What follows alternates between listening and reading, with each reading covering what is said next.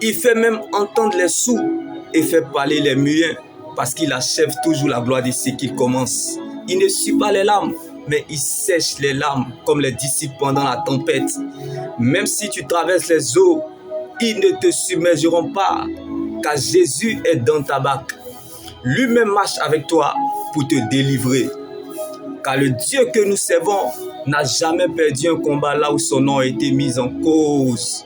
Donc devant tous mes problèmes, je les oppose à mon Dieu. Car en face de tous mes défis, il s'en rend compte qu'il est concerné. Même dans la vallée, mon Rédempteur est vivant. Comme son nom a donné de la valeur à Jérémie dans le trou, la prophétie d'une personne est pour toi. Si Lazare a survécu dans la tombe, tu survivras aussi sur la terre.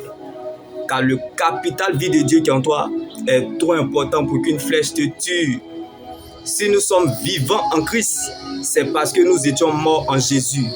Comme Paul pouvait nous le dire, mon corps porte la marque de la souffrance de Jésus. Donc le mysticisme a commencé avec Jésus. Nous buvons le sang de Jésus et mangeons son corps.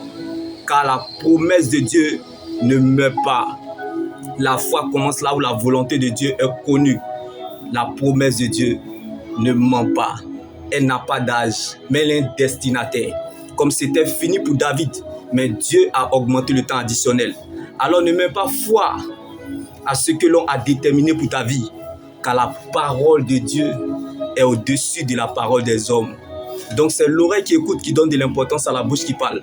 Ce que les gens disent est important mais n'a pas de valeur. Les gens peuvent parler, mais il y a une seule parole dont la parole est éternelle qui accomplit tout ce qu'elle dit qui est la parole de Dieu.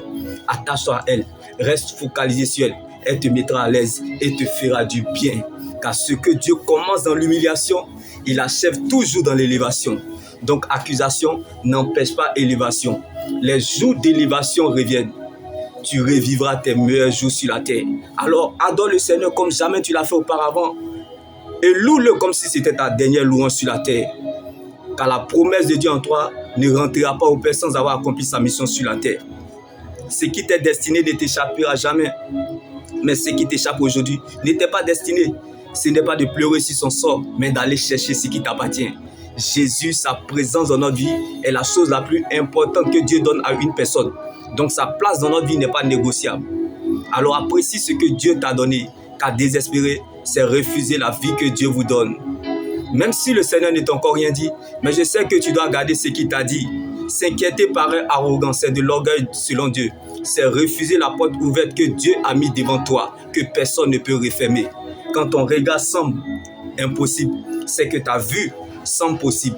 Comme David dans la bataille contre Goliath, l'Éternel est devenu serveur. La bénédiction n'a pas d'adresse. Alors que les gens ne veulent pas, la bénédiction repose sur vous, comme David se trouvait dans la présence de Dieu. Là où se trouve ta richesse, c'est là où se trouve ton cœur. Mettons donc les caméras sur Jésus. Là où est ta foi est ta victoire. Mais là où est ton ignorance sera bel et bien ta défaite. Comme beaucoup de chrétiens vivent dans la défaite parce que Dieu n'est plus leur priorité. Donc c'est à partir de tes décisions que la couleur de ton année sera décidée. Car la vie avec Jésus est un espoir sans fin. Mais la vie sans Christ est une fin sans espoir.